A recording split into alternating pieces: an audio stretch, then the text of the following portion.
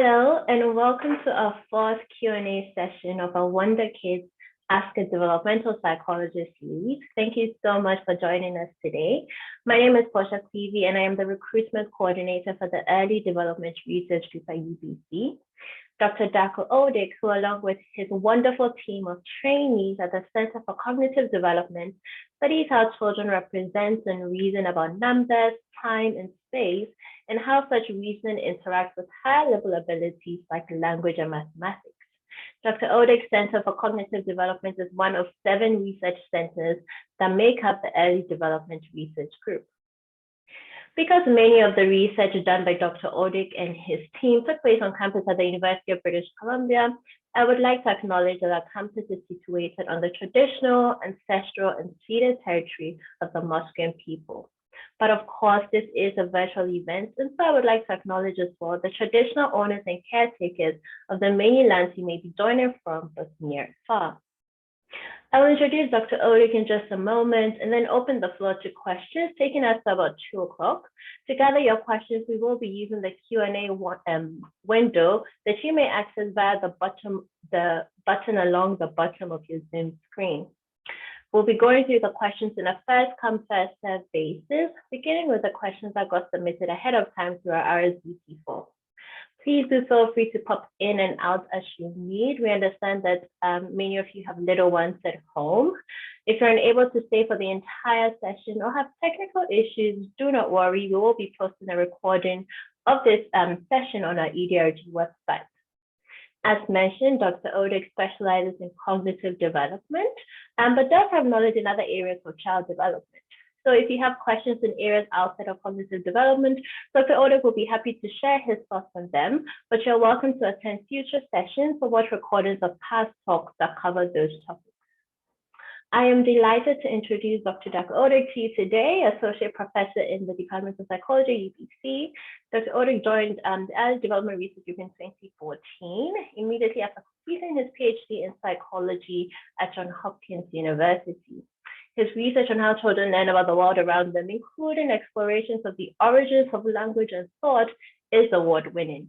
So far, his innovative work has been acknowledged with the Johns Hopkins G. Stanley Hall Excellence in Research Award and the Rising Star Award from the Association of Psychological Science. Darko is also known for his excellence in teaching, and indeed, his courses are a favorite among the psychology and cognitive science students here at UBC. So without further ado, please join me in welcoming Dr. Odic. Thank you so much, Darko, for joining today. Yeah, my pleasure. Thanks for a very nice introduction. To kick us off, our first question is the 3-part question, and it's: from what age should babies start to learn numbers? How should you start early math education? And what can you do to create that math interest early on?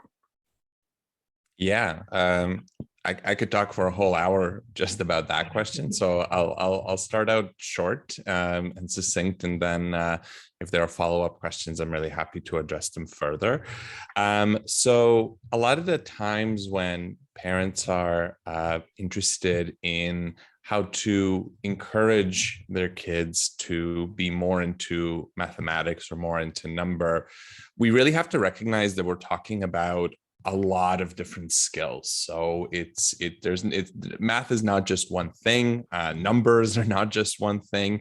And so whenever parents ask me about, how early should I start engaging my child with numbers and math, the answer is that, well, in some sense, as early as you want, but with the recognition that not all facets of number and math mastery are equally useful at all times. So what we know from a tremendous amount of research that has been done, we can really predict a lot about a child's ultimate early mathematical skills from the amount of what we call math talk at home.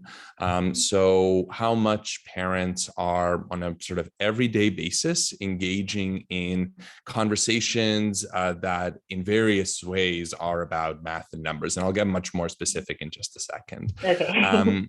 Yeah. And so when we look at the research, for example, some of the best work that has been done actually had parents and their children recording conversations in their day-to-day life. And then researchers can actually examine, what are parents saying to their kids? How much are they doing it? When, where, etc. And then later on in life, we had that data to actually track how well are children doing on various kinds of early mathematical abilities on both standardized and otherwise. I'm sorry, 1 sec. I had a problem with my mic. There we go. And there's a very consistent picture that emerges. So the three big things that parents do that turn out to be very good is talk about numbers themselves. So pointing out numbers in the environment, walking around and being like, hey, look, there are 3 puppies over there or something like that. So that pointing out, that's a skill we call cardinality, which means that you are giving a number to a whole set of things. That's a very common thing that parents engage with that ends up being quite predictive. The second one is counting practice. So actually encouraging their children to go through the counting routine and do that. And the third one tends to be about measurement. And so, for example, using numbers to label time, using numbers to explain measurement in the when they're cooking, etc. And all 3 of those turn out to be very important in terms of the more kids get of those types of math talk in their early lives, the better the early outcomes are for those early math skills.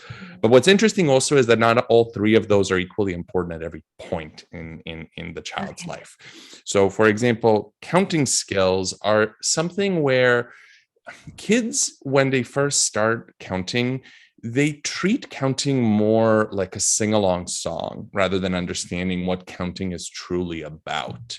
And as far as we can tell, it really takes kids until sometime between their 3rd and 4th birthday on average to really start to understand that counting, this counting thing, 1, 2, 3, 4, 5, 6, is not just like a song, but it actually means something that they're supposed to derive from the act itself. And it's very hard, and so far there's been almost no luck at all at finding ways of getting children to come to this realization sooner.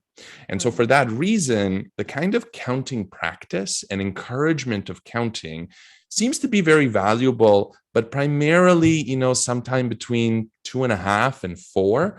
And parents should not at all get discouraged if their kids are sort of not counting correctly, certainly not before their 4th or even 5th birthday.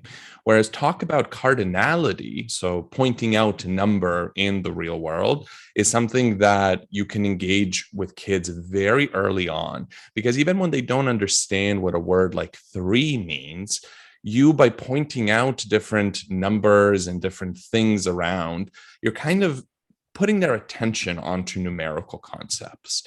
And so you're sort of engaging with them about that and finding sort of everyday opportunities to keep pointing it out and keep putting in that kind of input. And then the third one about the measurement is something that only really starts to benefit kids once they know a lot more about counting. So the general advice that I think psychologists have is that any amount of math talk at any point is great. And we can go into more detail if folks want to hear about, how to promote that. But when we're looking at specifically at the kinds of math talk, this type of cardinality talk where you're just pointing out look, 5 things, look, 7 things, etc. Very good from early on, probably, even age 16 months and older can, they'll benefit some. Counting talk, especially sometime after age 3, and then measurement talk, especially after about age 5. So that's the general sort of it's always good, but if you really want to and it should always be diverse, of course, but if you want to sort of know the best parts for best times, that's our best guess today. That's very interesting. Thank you so much for that. The next question almost builds off of this, and it's more of, if your child is already interested in, Mhm. math at an early stage in their life, how can you support that? I think the best way to support a child's early interest in math is to just make math part of playtime, make math continue to be part of everyday conversations. Mealtime seems to be an especially popular time and gives a lot of opportunities for parents to engage in math talk with their kids. So it really, from these kinds of recordings that we actually have of families that we can then track and see how well their kids are doing in math later. Mealtime is an especially popular time during which math talk happens, but we can integrate math talk into many other parts of the child's daily life. There are now an increasing number of bedtime books that in some way encourage some degree of math talk. There are also various ways in which we can incorporate it into actual playtime. And so I think that the goal here should always be to promote a child's interests by making math be something that is playful and used for exploration. And so rather than being something where it's like, well, teaching kids math as a kind of procedural skill that they can either get right or wrong, more as just incorporating it, especially through conversation, in as many different contexts as possible. So, yeah. Yeah, so making it fun and exciting for them to, Yeah, making it something playful. Math gets a bad rap, I think, for a lot of us because of the fact that we sort of associate it with something robotic, something, very disciplinary, etc. And a lot of parents who have anxiety about their own math skills as a result don't bring up math in day-to-day conversations with their kids because, their own anxiety about the topic and the way that they were frankly mistaught how to engage with math sort of carries over. And so finding opportunities to make talking about numbers and mathematical transformations like adding and subtracting part of playtime is, I think, an opportunity not only for the child to get more of that very good math talk that we know is important, but also for parents and caregivers to also have an opportunity to find ways of engaging with mathematical concepts with their children that are not overly just over the top, sort of like routine, follow this formula, etc. Yeah. Okay. So this question actually very similar. I think you might have answered it already. The next two questions actually, but the question is, what are some good core strategies that make up best practices for teaching mathematics to general and special education learners? So I'm not sure if the person who asked that question is in the audience, but I take that question to maybe more about later math education rather than early math abilities.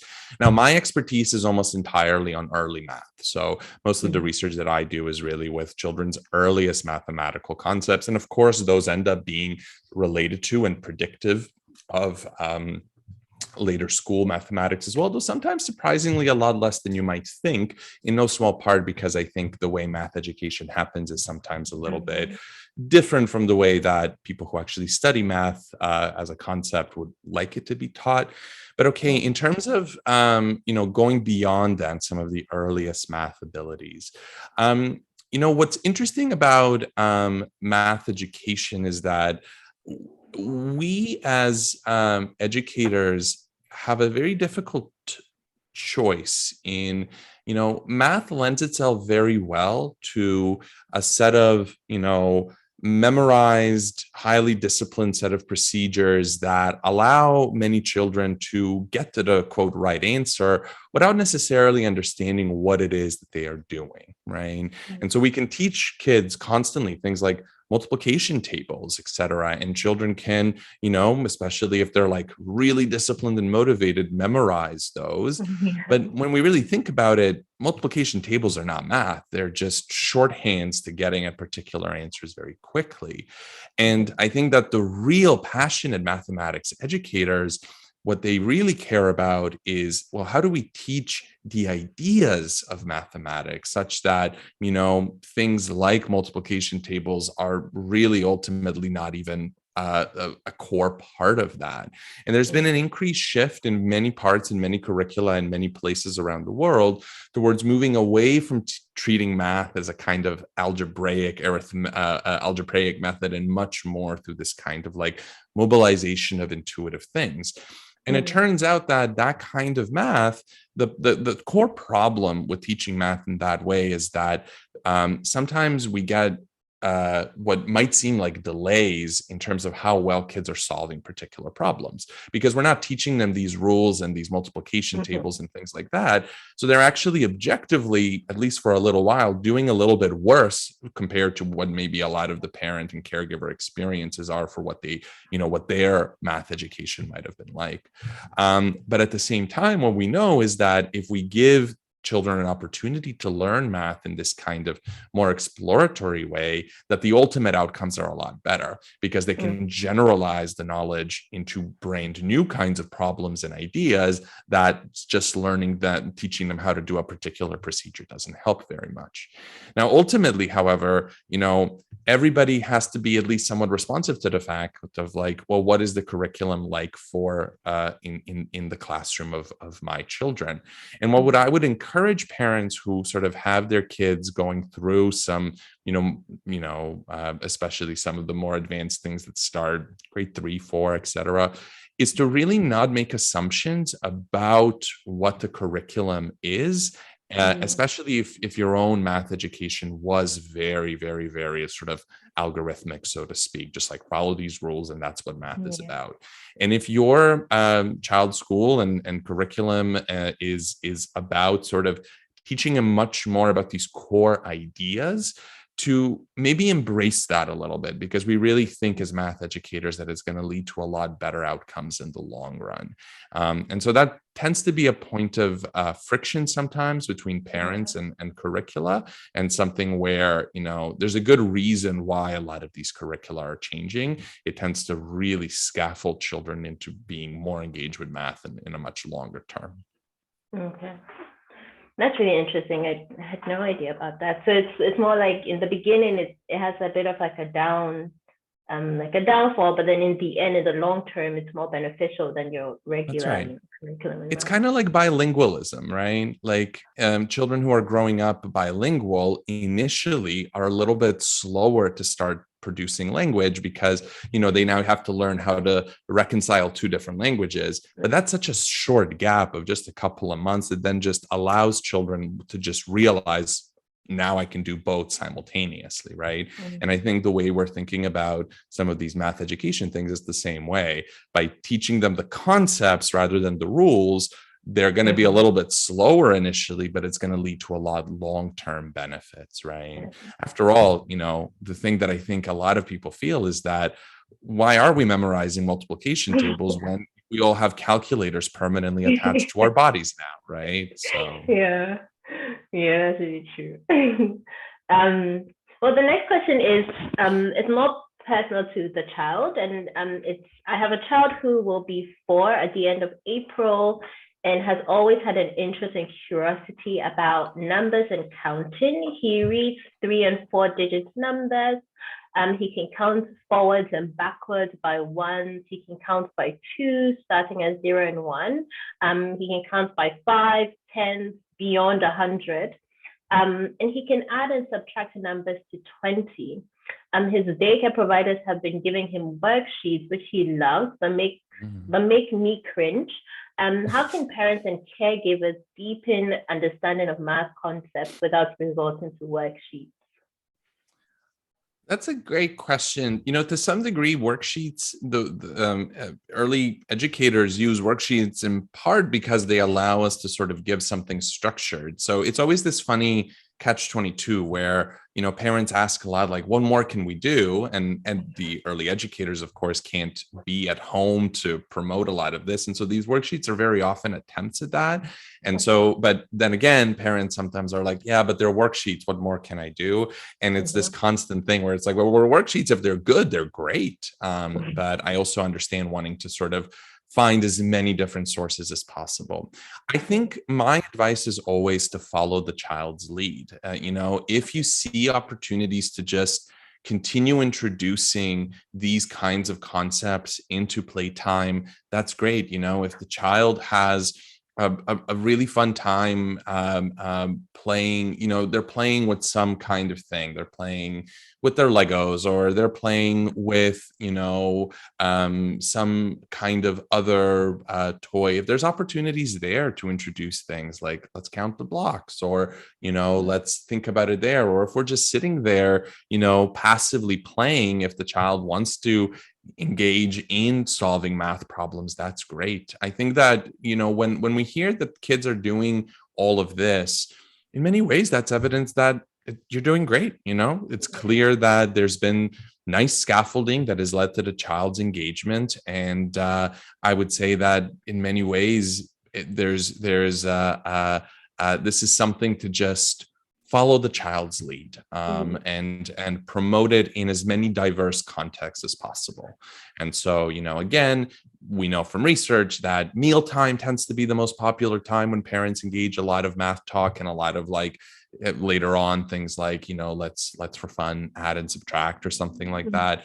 But just think about the ways in which it can be introduced during story time, ways in which it can be introduced, during playtime, ways in which it can be introduced during walks. And it's just about a diversity of experiences, and introducing it in a playful way in as many contexts as possible. And I think that's the best answer that we usually have. But I'll also say that worksheets are by no means something I think should be terribly disparaged, because many of them are themselves reflections of what are the best strategies that early educators have found for promoting these kinds of interests. Okay, that's great. Because I think, the parent, I think she was really concerned about worksheets, but I guess I understand the worksheets themselves are not bad. It's really about what's on the worksheet.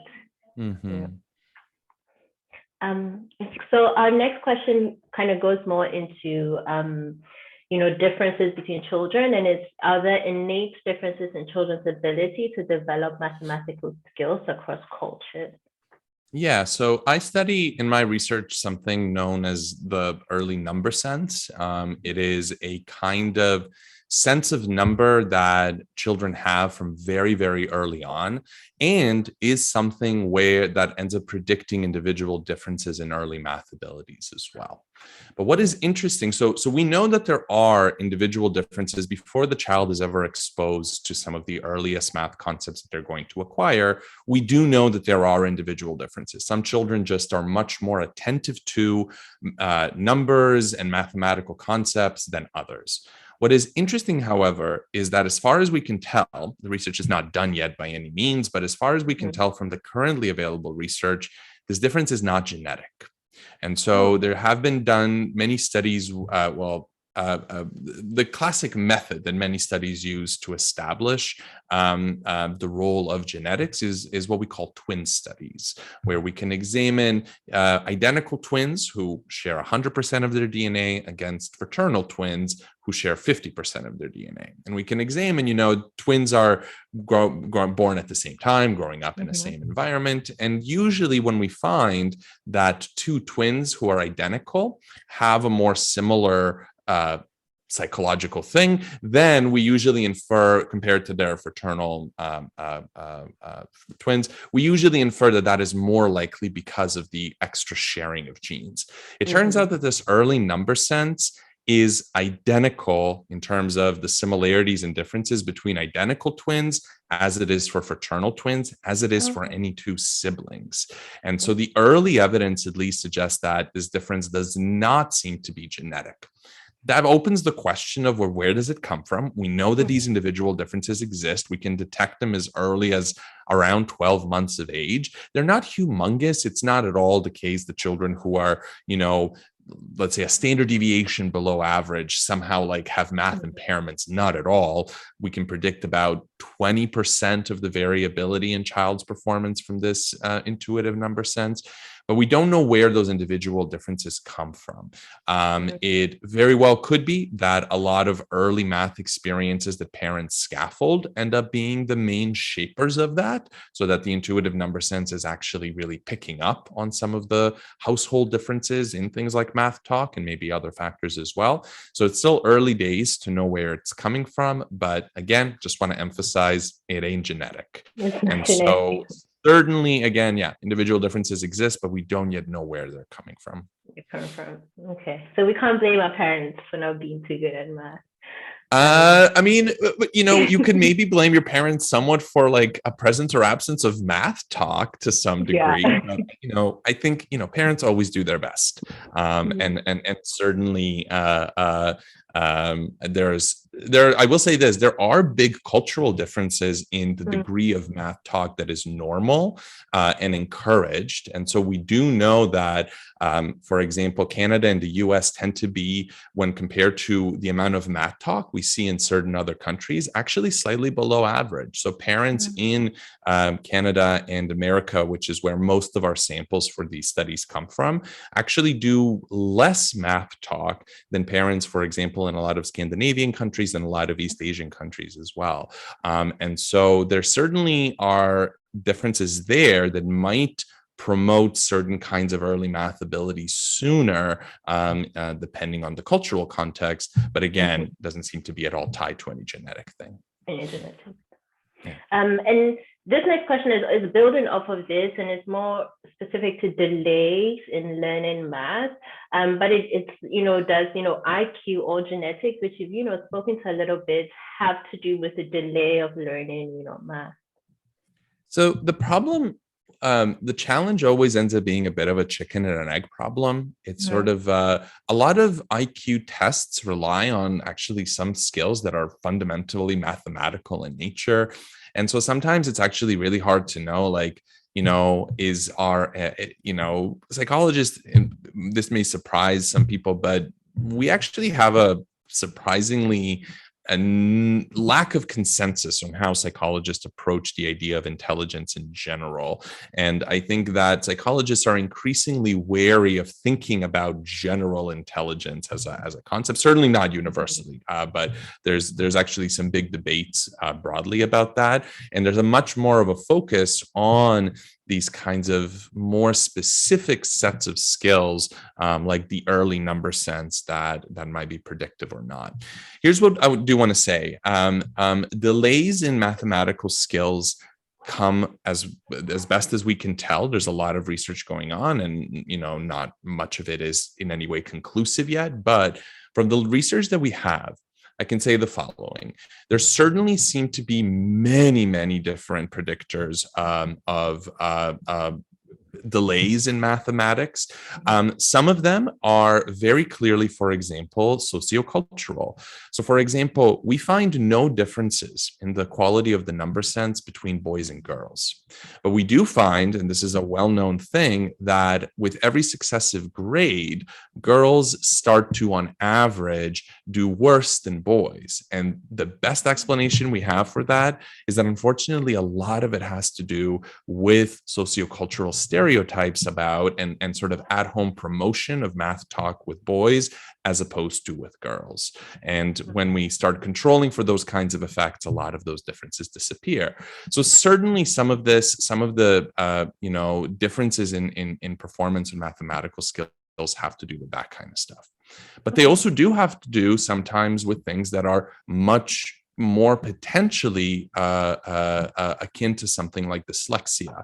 So there's a math learning disability that is of increasing interest to math psychologists, known as dyscalculia. And it is a math-specific learning disability, again, very akin to the way dyslexia is for reading. So children who suffer from dyscalculia, and it affects, our best estimates are somewhere between 1% to 4% of the general population, depending on how exactly we make the threshold there, but most would say somewhere between 1 and 4%, have what really seems to be a math-specific learning disability, where math abilities are significantly below average, while other kinds of things, language, and other kinds of skills, are completely spared.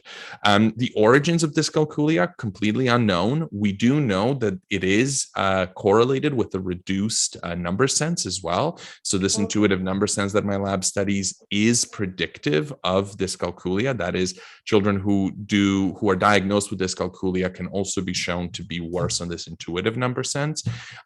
So we don't yet know what the origins of it are, but it is something where a lot of early childhood educators, and especially those who study learning disabilities, are increasingly focused on.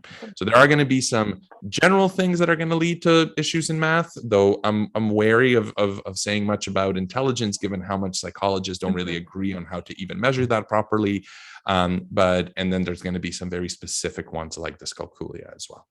Okay, so would you say that, you know, the delay in learning math is more related to that intuitive number sense as opposed to, you know, IQ and genetics? Certainly, I would say that we've not found tremendous amount of evidence that genetics are a core source. I mean, certainly in situations where there is a, you know, very significant, like clinical level intellectual disability, you know, clinically diagnosable, certainly those things are very much and almost clearly related to some kind of genetic cause, and they impact mathematics as well as many other things. But most of the time, the delays that we observe in children who are not dyscalculic and who do not have very general intellectual delays really tends to be because of things like sociocultural reasons, socioeconomic issues, and a significant lack of math talk at home and things like that, more so than because of like clearly pointed like genetic reasons or something like that. Okay. Thank you so much for that. And there's a question in the Q&A box for someone in the audience, and it's, is there a relationship between understanding of math and the understanding of statistics? Well, I guess the question for me would be just to wondering maybe what we mean by statistics. If we mean statistics in a kind of formal sense, the kind of thing that we really don't like teaching about probability and likelihood and teaching about distributions and stuff like that. Certainly, undergraduate students who take statistics courses tend to do better if their math skills are stronger. But given that statistics as a field can in many cases be more applied, we do, I think, also find that, like, certainly for, you know, people who are doing various kinds of data analysis, and I can speak even to the students who do this in my own lab, there's a way in which many of them are quite proficient with doing statistics, even if math was not something they excelled at, precisely because a lot of statistics tends to be a lot more applied and can be played with in a way that we maybe weren't encouraged as children. But in general, when we're especially looking at theoretical statistics and things like that, yeah, it tends to be that people who are much more proficient at some of those basic math skills do better, in no small part because doing that kind of statistics requires mastery of things like linear algebra and other skills that you don't really learn intuitively or anything like that, right? You really need to understand it in a very highly educational context. In terms of early abilities, there is some work on children's early intuitive understanding of statistics. So how children sort of intuitively think about probability. For example, children are quite capable of understanding, you know, if you show them like if you imagine like a giant like a lottery ball that you're spinning, and like there's balls of different colors. Children have very good intuitions about, you know, if 80% of the balls are of one color, they are very surprised when somebody blindly reaches in and just keeps pulling out the 20% color instead. So they certainly have some intuitive expectations about probability. Those do not seem to be tremendously correlated with the intuitive number sense, however. So it seems that in some ways, whatever this early intuitive understanding of statistics is, it may be a slightly different thing than the earliest math specific skills. But I would say that the research there is in such infancy that I would not be surprised at all if, a couple of years from now, I'm giving you a very different answer. It's just not yet been really explored. So I hope that answers your question. Well, thank you so much. So the next question is, it kind of goes back to, early identification, early math learning. And it's, how can we tell if a child is interested in math in kindergarten? And can learning math ahead of other kids help kids to make progress early so they can easily get an A in school in the future and gain more interest in learning math? So this is a funny one. Let me answer that last question first. Okay. There's a very important concept in psychology known as the difference between what we in psychology call intrinsic motivation and extrinsic motivation. Intrinsic motivation is when we do things because we find enjoyment in them, right? And extrinsic motivation is when we do it for external rewards. And one of the important things that we know as psychologists, and I mean, this is one of those things that it's like, we know it as psychologists, but we all know it as human beings as well. It's not that deep, to be perfectly frank, is that extrinsic motivation is great because it will make us do things that maybe we're not all that motivated to do, but we'll stop doing it the moment that either we don't get any more rewards or that we feel that the reward just isn't worth it. And what's very interesting is there's a kind of paradox in a lot of early education where we take things that we see kids being very intrinsically motivated to do. And sometimes we think, well, let me start throwing in rewards for them doing it because that's going to keep their interest going. When in fact, that's exactly a kind of a trap, because a lot of kids, when they start getting extrinsic rewards for something that they previously enjoyed on their own, will eventually shift their intrinsic motivation to purely extrinsic motivation. And they will just suddenly seem to lose interest in the activity, in large part because they will no longer care about the reward, or they will find that it's just not enough to really keep me going. I'll find something else to do that I want to do on my own. And so there's always this bit of a paradox where when we find something that any of us are intrinsically motivated in, there's a bit of an inherent danger in starting to tie it to these external rewards, where in the long term, the motivation may actually dip.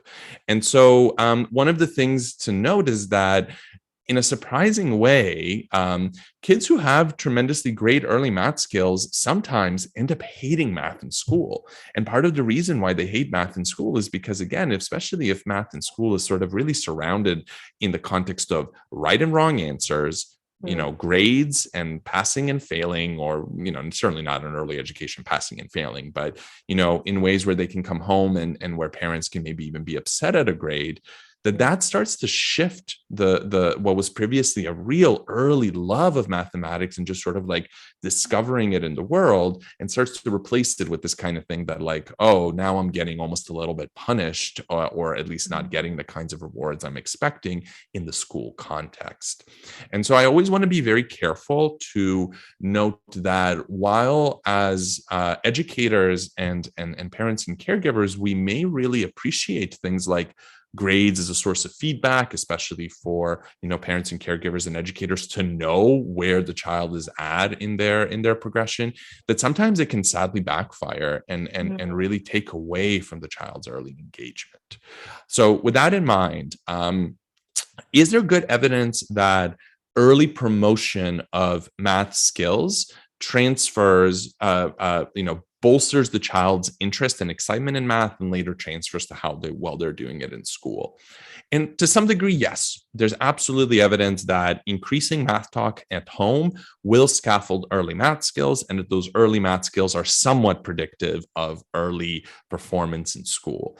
But it turns out that it's certainly not the biggest, most important predictor. And a lot of kids end up being much more impacted by various kinds of things that actually start happening in school, including good and bad teachers, good and bad years, doing well early versus not doing well early, how we give them feedback about how they are going to improve, how big of a deal we make about if they're not doing so well in school.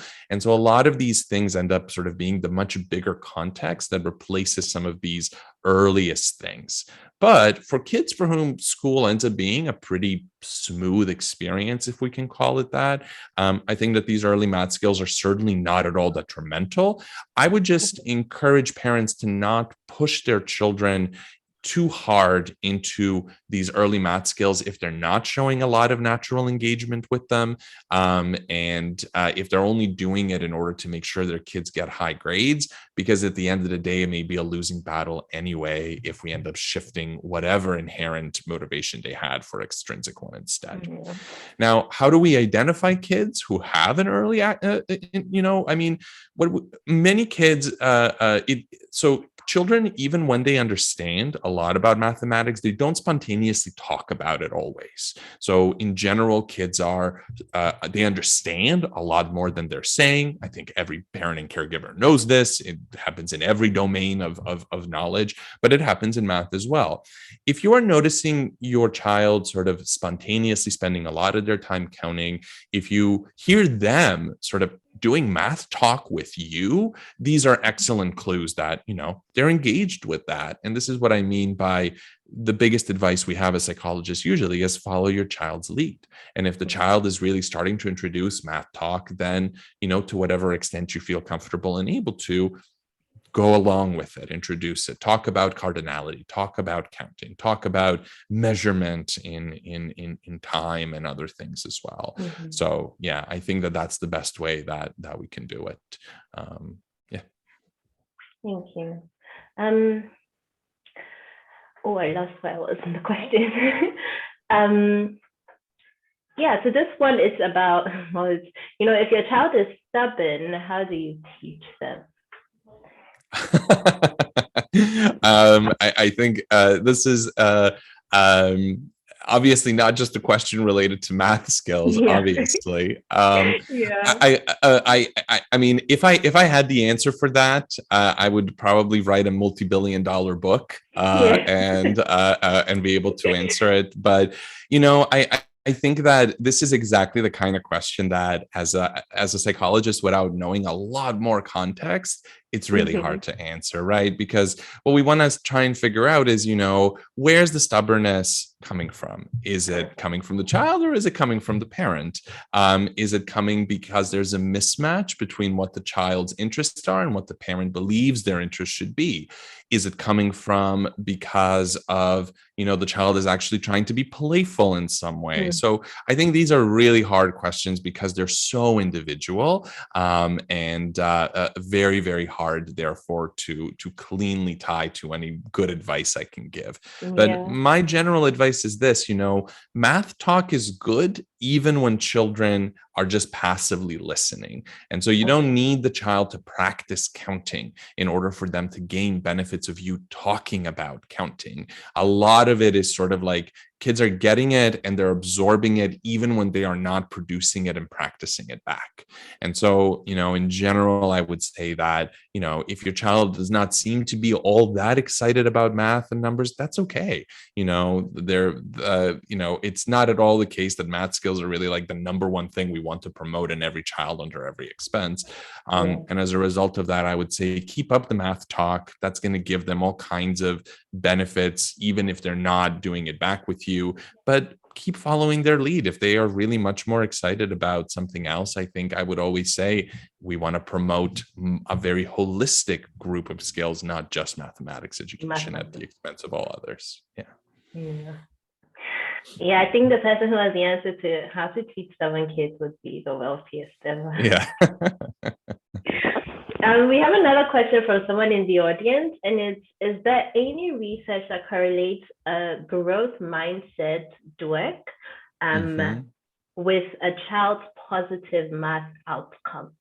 Yeah, great question. For those who are in the audience, maybe not familiar, there's one of the most influential theories and well-validated theories in psychology today is the idea that children and adults vary in what are called mindsets, and that is how we think about our knowledge and our skills and our abilities. And generally speaking, Carol Dweck, who's truly one of the all-stars of developmental psychology, showed that by and large, we can find that kids from very early on, shockingly early on, can be shown to either have what is known as a fixed mindset or a growth mindset. A fixed mindset is the idea that particular skills are just the way they are. You either know something or you don't.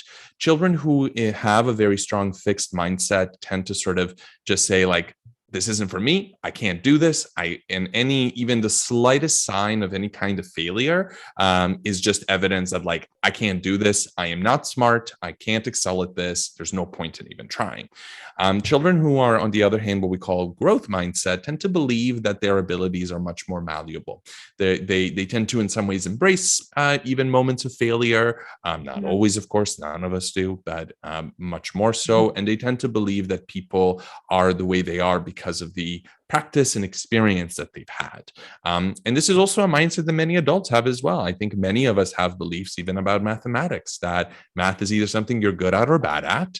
We tend to esteem people who are good at math as kind of like geniuses in our cultural mindset, and people who are bad at math is kind of like, oh, that's too bad. And so even culturally, we tend to hold often very fixed mindsets about things like mathematics. So yes, there's been a tremendous amount of work on mindsets and math education. And not only has there been amazing work demonstrating that a growth mindset better promotes children's early mathematical abilities, and especially then the transfer to school, where suddenly they start getting a lot more feedback, and very often negative feedback when they're, not doing well in terms of assignments and worksheets and things like that.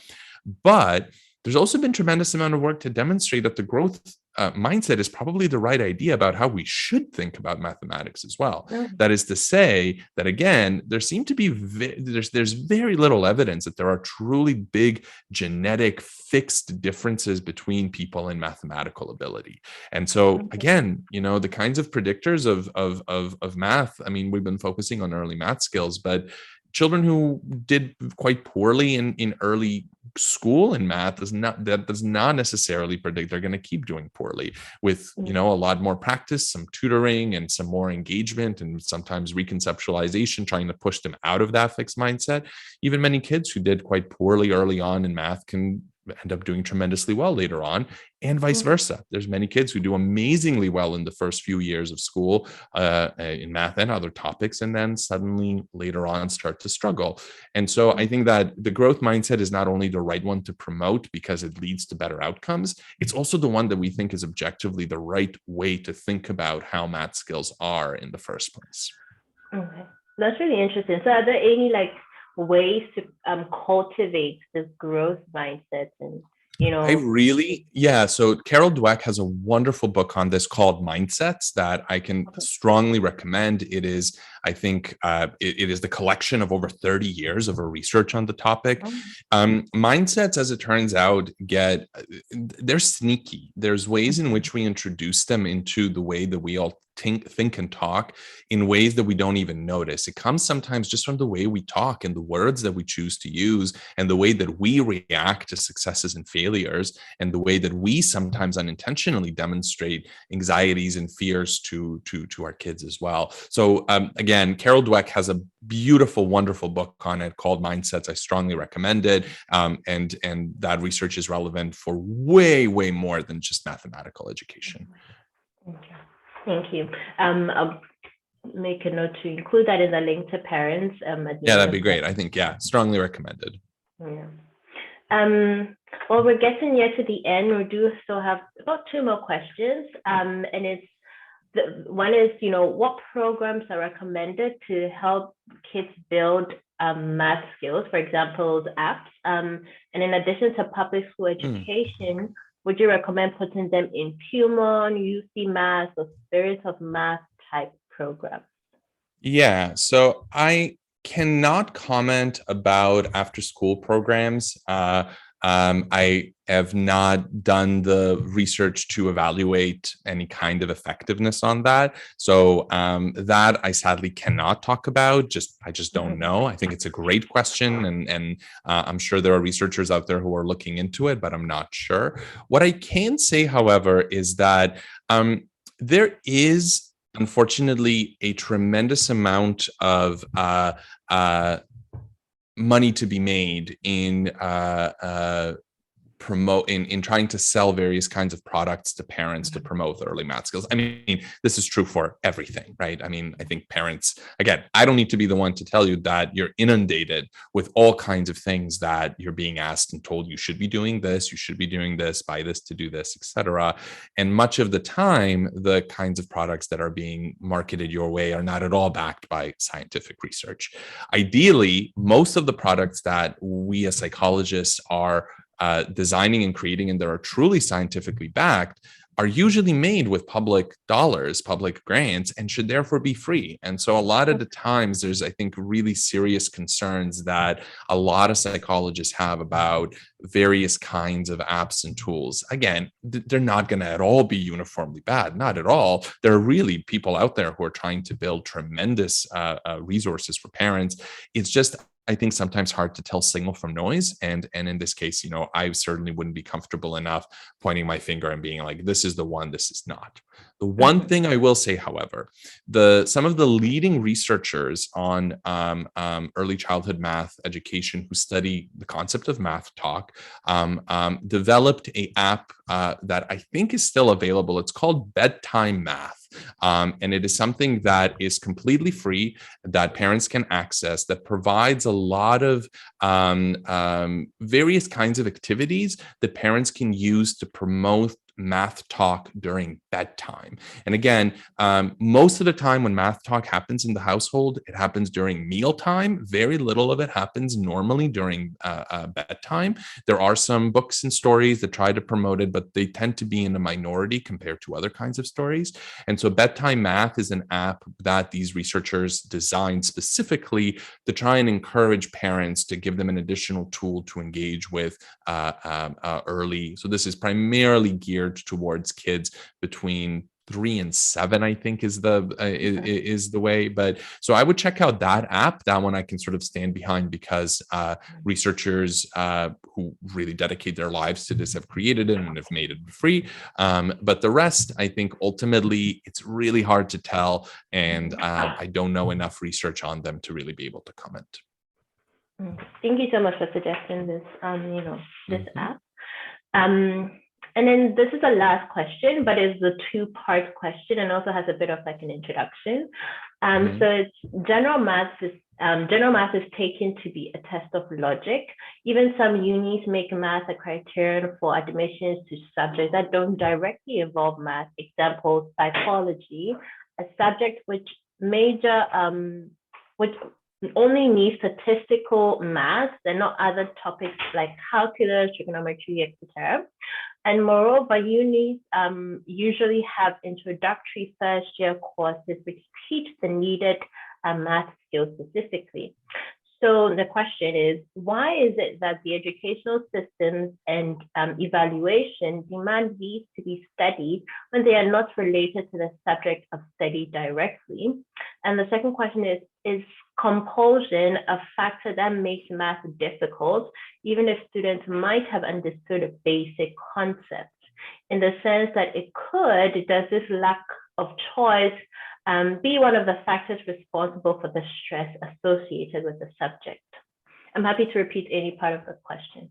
I think I certainly have the gist of it, and I'll answer what I can. I think this is a phenomenal question and something I care about a lot as somebody who's interested in policy, right? So this has a lot more to do with this question has a lot more to do with educational policy rather than, strictly speaking, the kinds of things that psychologists typically do.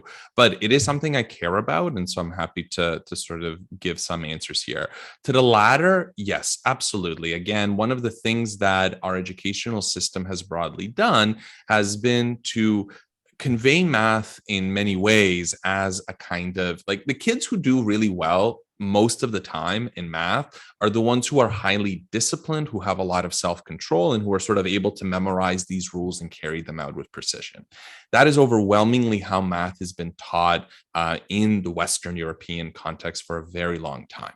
And again, there are now increasing movements towards moving away from that approach of teaching math and much more conceptual teaching that tries to sort of eliminate this idea that math is this, set of rules that you have to just go through to arrive at a right answer, and there's nothing else to it. And I think that for a lot of people, I think, who really deeply understand the idea of the domain of mathematics and like thinking in those systems are absolutely turned off from the way math is taught at school, because at the same time, they don't have necessarily the patience or the desire to just carry out a bunch of rules on a piece of paper or memorize a bunch of patterns. And again, the memorization of patterns is not at all actually all that predictive of actually understanding mathematics. So I'm really sympathetic to the view that says that a lot of the time, the way in which we're teaching math actually increases anxiety and problems. And the kids who end up really understanding math, sometimes that happens a lot more because of the things they're doing at home than necessarily because of, the kinds of skills we're trying to teach them at school. Though again, this is changing in many, many ways in many different places. So I don't think it's fair to talk about it as a general rule anymore, and certainly not across the whole world. Math curricula vary dramatically outside of the sort of classic Western European way in which it's been done. Now, to the first question, why do we use math as a criteria for a lot of different skills? I think here we have to speculate to some degree, but it's absolutely the case that math tests have predictive values outside of math as well. So it does turn out to be the case that, when we look at, for example, graduate admissions, that students who do slightly better than average on standardized math tests also do slightly better than average in, their early psych courses that have nothing to do with math. Now, here's the trick, though. Just because math predicts something doesn't mean that math is the cause of that, right? So there's all kinds of other reasons where math tests may be implicitly, invisibly measuring other kinds of non-math related skills, including things like just being, knowing how to study for a math test, knowing how to memorize various rules, knowing how to pick up on patterns, that also tend to be the kinds of skills that allow you to do well in certain kinds of courses, even those not related to mathematics, and in certain kinds of occupations. And so by and large, educators but certainly admissions committees are ultimately, they don't necessarily, in my sense, care necessarily like, why does a test predict something? Like in America, the SAT, why does the SAT predict how well students do in their undergrad education? I don't think you're going to find many people telling you that, it's because the SAT is a really good test and the skills on the SAT are really the ones that are, that are being tested, that are going to be relevant for the coursework. Most of the time, the SAT is just a kind of predictive factor. It predicts something, and admissions committees will take anything in order to, try to find who are the students who are going to do as well as possible. And so my ultimate suspicion is that the reason why math tests are used so often is because math tests are probably a pretty good index of these other kinds of non-mathematical skills. And as a result of that, they're just used because they're useful predictive factors. At the end of the day, is that the way that admissions should be? I would say no, but and I think a lot of places around the world are starting to really strongly reconsider that. Our own department, for example, has now eliminated the GRE, the graduate test of admission, from all graduate admissions processes.